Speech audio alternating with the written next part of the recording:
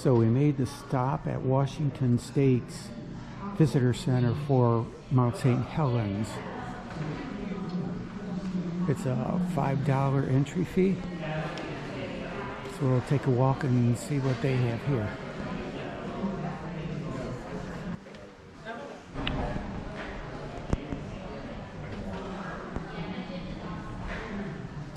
So there's a view of Mount St. Helens before 1980, and there we have it after.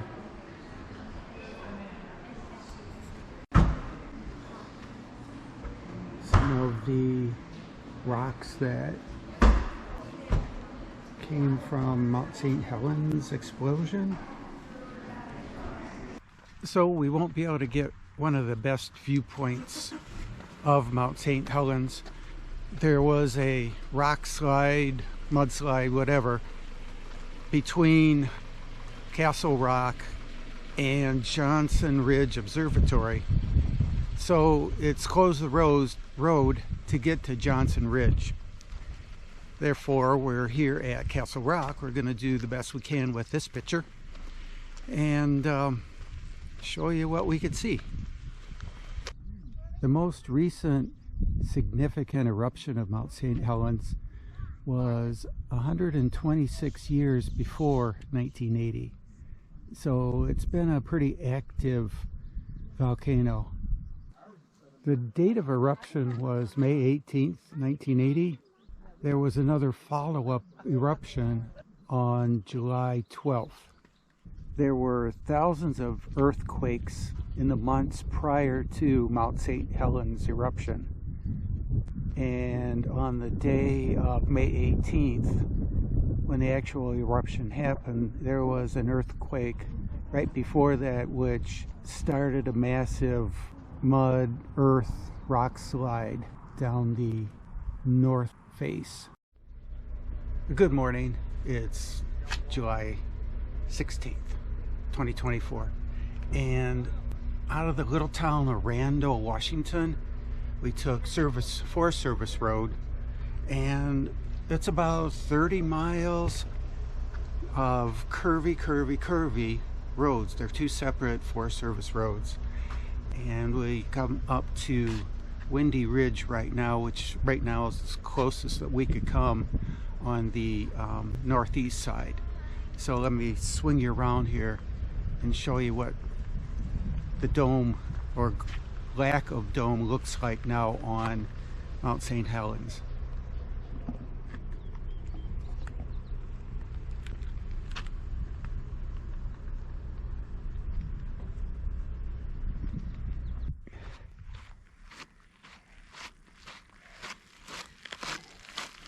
Peace out.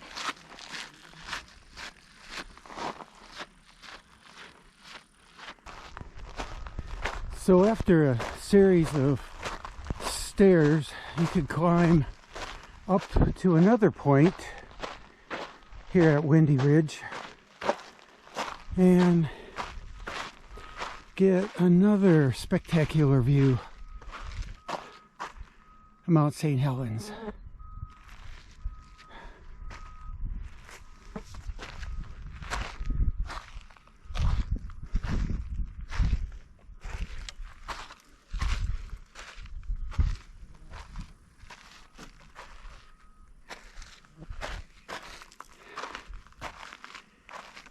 And down there is Spirit Lake,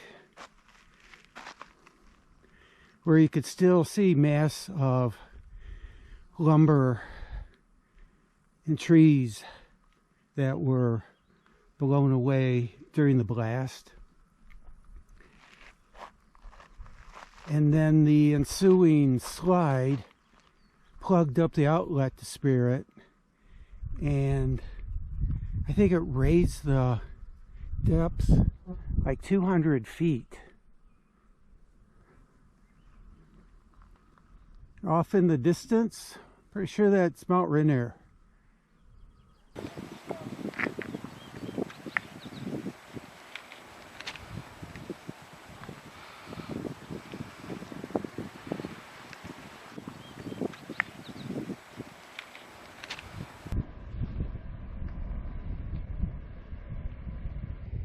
Mount Rainier. Another view of Spirit Lake. After the slide, the surface area doubled on Spirit Lake.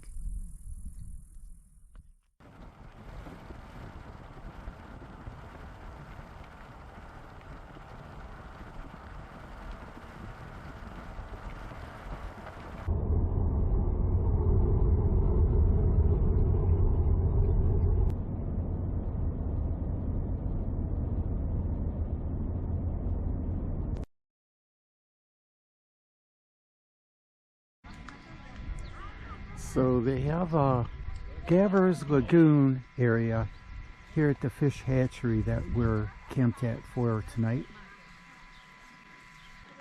The lagoon is stocked with trout, and there's a limit of 6 per person. It's Haysburg Fish Hatchery. It's Idaho's first hatchery, built in 1907.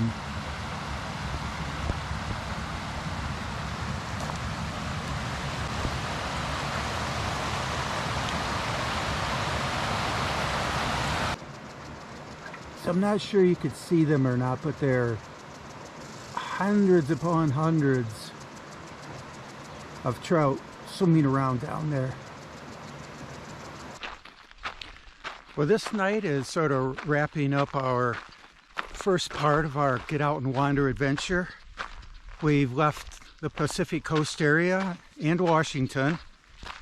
Took a couple days driving so far, and we've ended up in Idaho. And we're at a quiet little campground.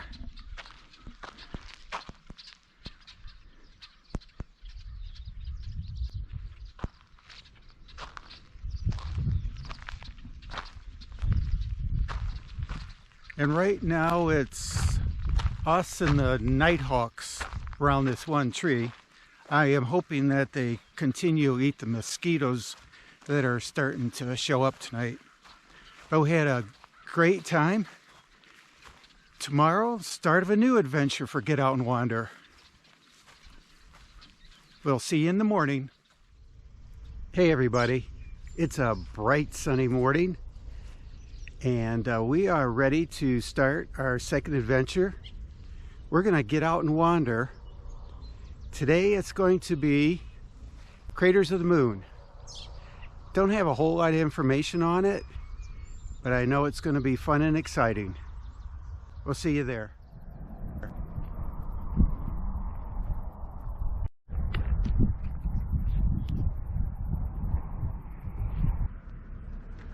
It's July 18th, 2024. We made it to the visitor center for Craters of the Moon. Let's go inside and see what they have to offer.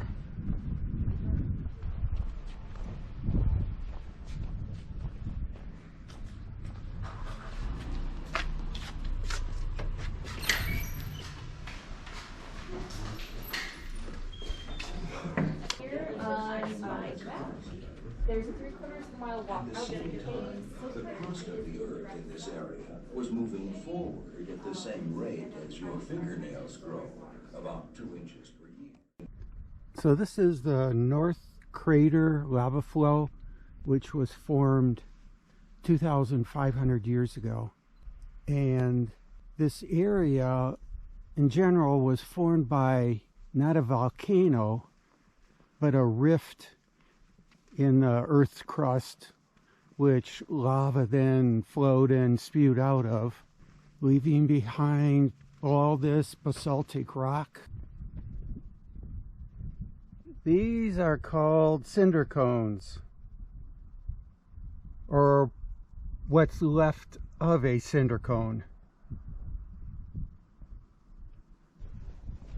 The surface of the rocks can get up to 150 degrees from the sun beating down on it, and there's no water within the rock and the porous holes. It all has evaporated, which allows the heat to build up.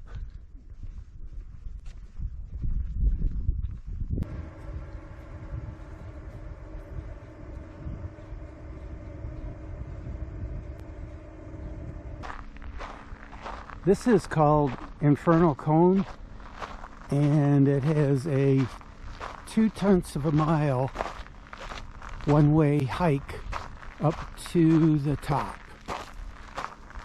So let's do this.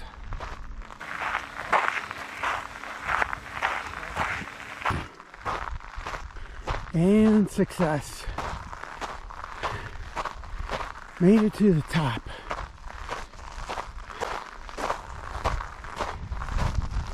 Amazing, there's even some vegetation growing up here.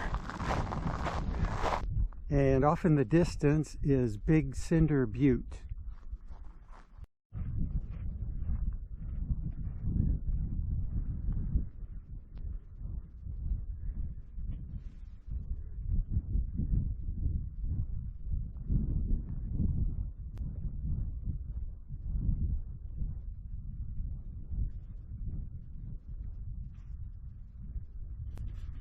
Next, we're going to take the Spatter Cones Trail.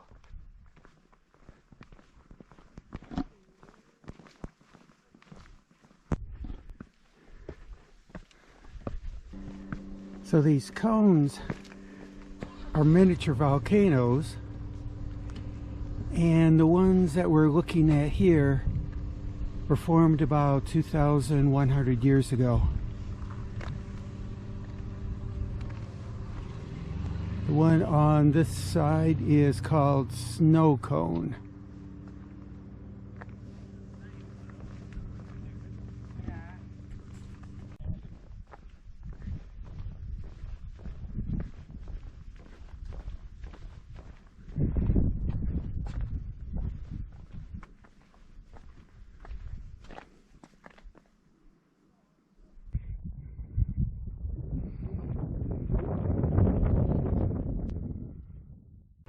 We're gonna go down to Caves Trail, which leads us to caves that are actually lava tubes that have drained away.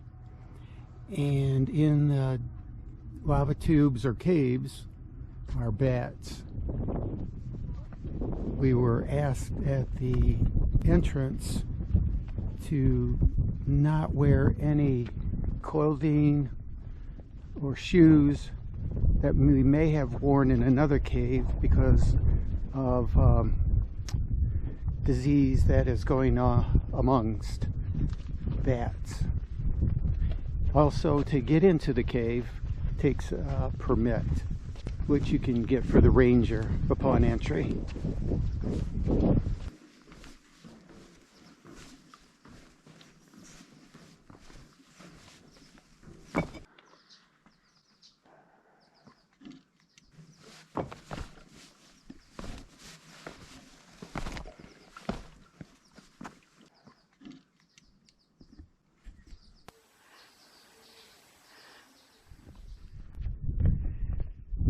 This is an example of a collapsing lava tube. It's still open in the back there, but this top portion is all crumbled and fallen.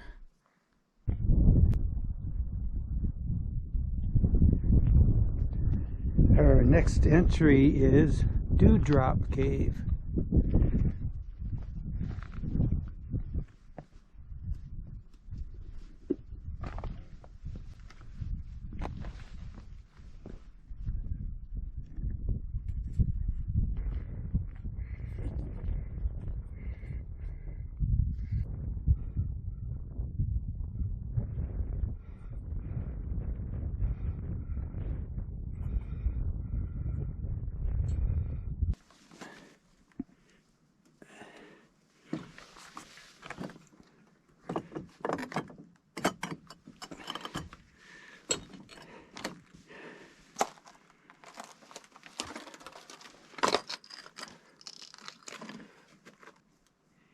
This one looks a little tighter than the other cave.